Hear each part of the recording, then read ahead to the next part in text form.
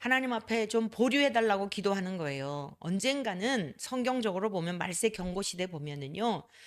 자, 전쟁이 일어나고 기근과 지진과 온갖 재해가 일어나서요. 재난의 시작. 재난의 시작이 된다고요. 어쩌면 지금도 이미 시작이 됐어요.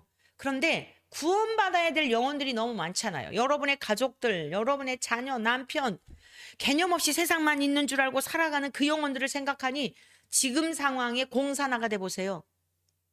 여러분 자신도 한 사람 신앙생활하기 이제 힘들 텐데 오늘 제가 이런 방송을 한 거 다 자료에 남잖아요.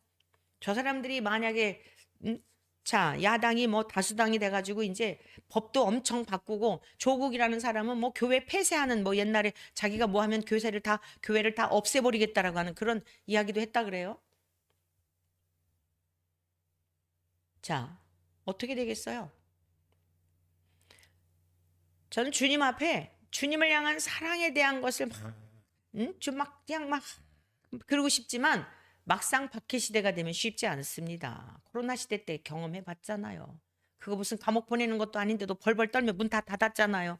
근데 우리나라가 지금 공산화가 된다면 신앙생활 제대로 할 것 같으세요? 우수도 다 떨어져요. 이사야 선지자를 통해 예고하셨죠?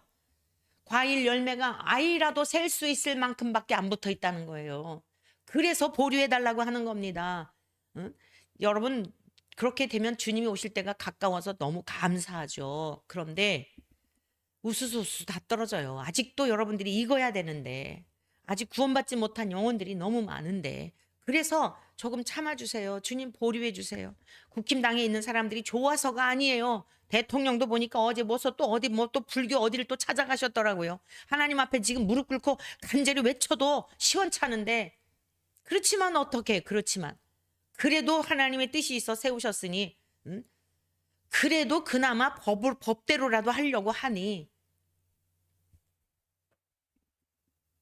잘하도록 기도해야 하는 거죠. 사상 자체가 다르니까.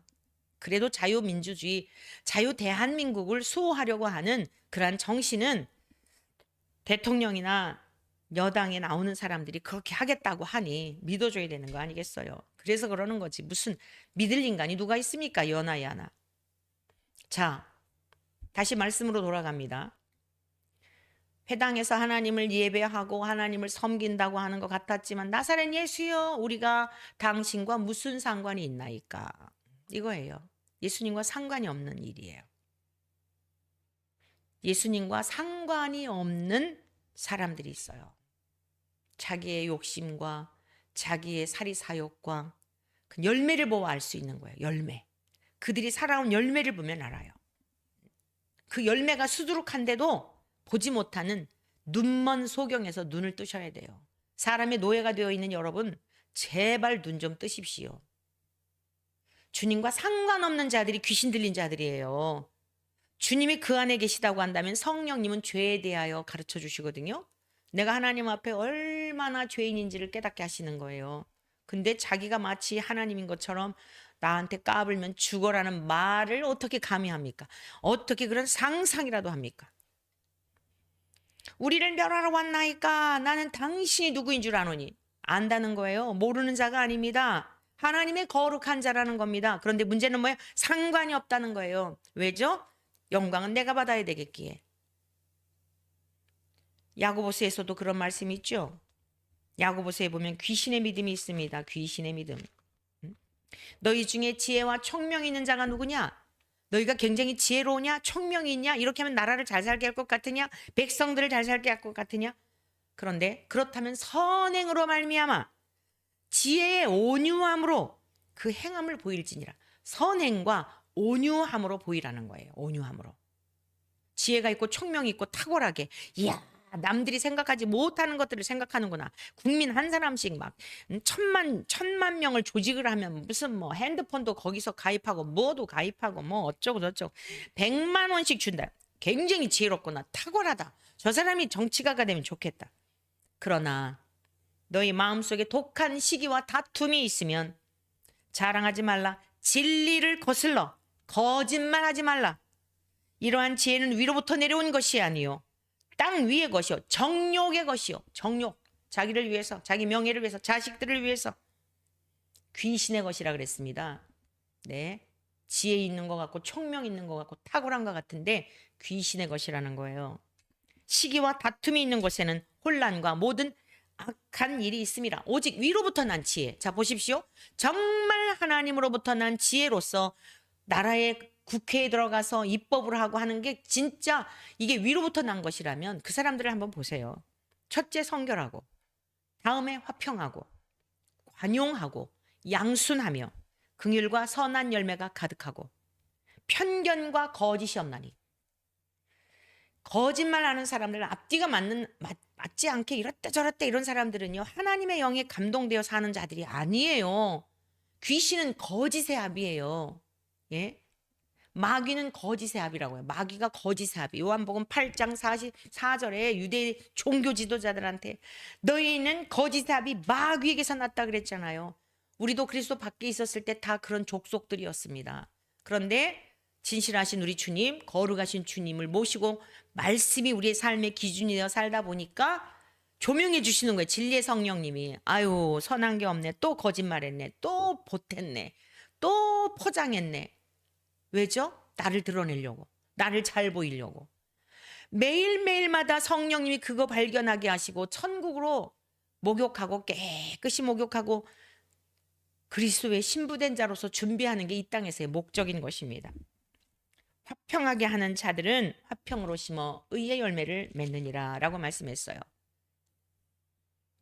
자, 누가복음 4장 35절 말씀 같이 보시겠습니다.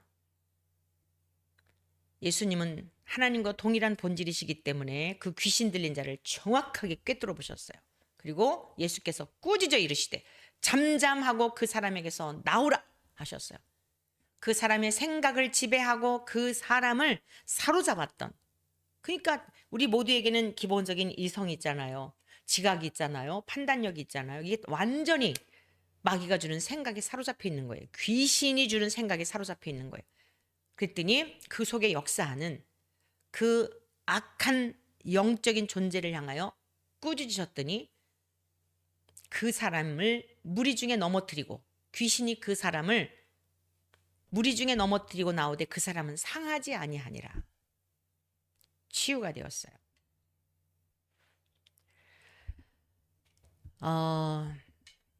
신학교에도 마찬가지고 교회도 마찬가지고 여러분 우리 모두 정신 바짝 차려야 합니다. 2000년 전 우리 주님 오셨을 때만 끝난 내용이 아니에요. 누가복음 4장 36절을 같이 보시겠습니다. 다 놀라 서로 말하여 이르되 이 어떠한 말씀인고 권위와 능력으로 더러운 귀신을 명함에 나가는도다. 자, 그러면 어떻게 우리가 이 시대에 온갖 잘못된 사상과 여러 가지들로 미혹하는 시대인데 에베소서 6장 10절에서 17절의 말씀을 통하여 가르쳐 주셨어요. 에베소서는 교회론입니다. 걸어다니는 우리가 교회들이에요. 주님께서 바울 사도를 통하여 참된 교회가 어떤 교회, 성도인지를 결론적으로 10절 이렇게 말씀하고 있어요. 끝으로 너희가 주 안에서와 그 힘의 능력으로 강건하여 주고. 세상의 힘으로 강건해지는 게 아니에요. 세력을 자꾸 해서 하는 게 아니라고요. 주 안에서 하나님의 말씀으로 그 힘의 능력으로 강건하여지고 영적으로 강건하여지라는 거예요. 마귀의 간계, 아주 간사하고 사악한 계략들을 능히 대적하기 위하여 하나님의 전신갑주를 입어라. 자, 머리서부터 끝까지 전신갑주, 전쟁터에 나가는 군사적 용어죠.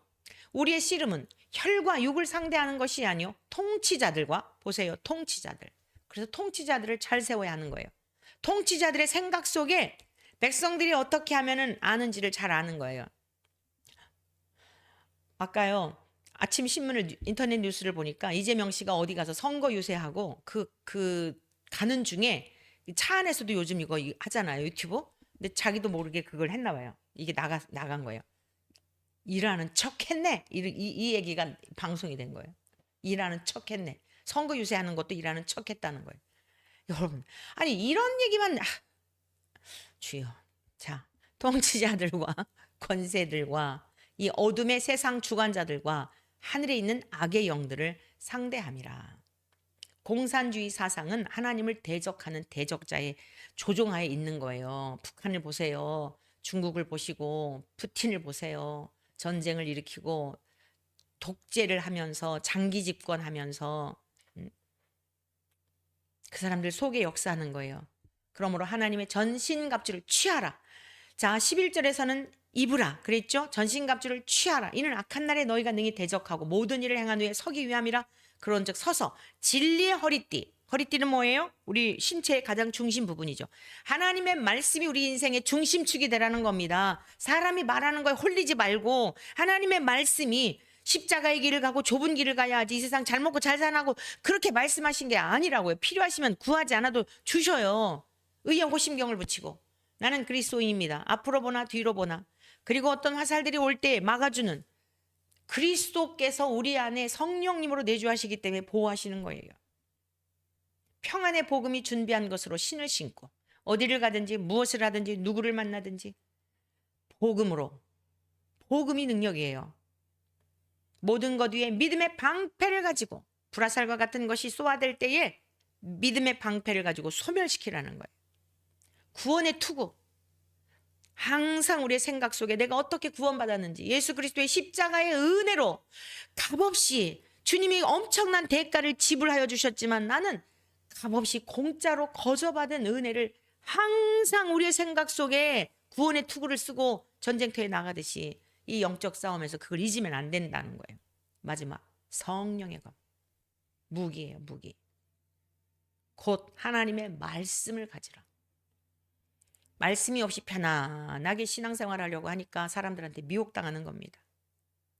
치열하게 우리가 씨름해야 될 게 있는데 하나님의 말씀을 간직하기 위해서요. 하나님의 말씀을 우리 안에 간직하기 위해서. 이건 빼앗아갈 수가 없잖아요. 어제 우리 손주가 왔어요. 손녀딸이 오고. 암송을 하더라고요. 교회에서 이렇게 노래를 지어서 랩처럼 한 거를 암송하더라고요. 어이구 너무 기특했어요. 초등학교 1학년 들어갔는데. 그래서 제가 이렇게 얘기했어요. 하진아 통장에다가 돈을 저축해 놓지? 그러면 네가 언제든지 필요할 때마다 쓸 수 있잖아.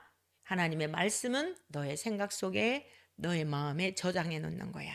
저축해 놓는 거야. 그러니 너의 생각 속에 저축하고 너의 마음에 저축했는데 누가 뺏어갈 수 있을까? 아니요. 그러더라고요. 그래. 아무도 못 뺏어가. 너의 마음에 너의 생각 속에 하나님의 말씀을 많이 저축해 놓으면 마귀가 너의 생각을 유혹하고 죄짓게 하고 이럴 때 그 말씀들이 팍팍 살아서 물리치게 만드는 거야. 너의 재산이 되는 거야. 네, 알았습니다. 그러더라고요. 기도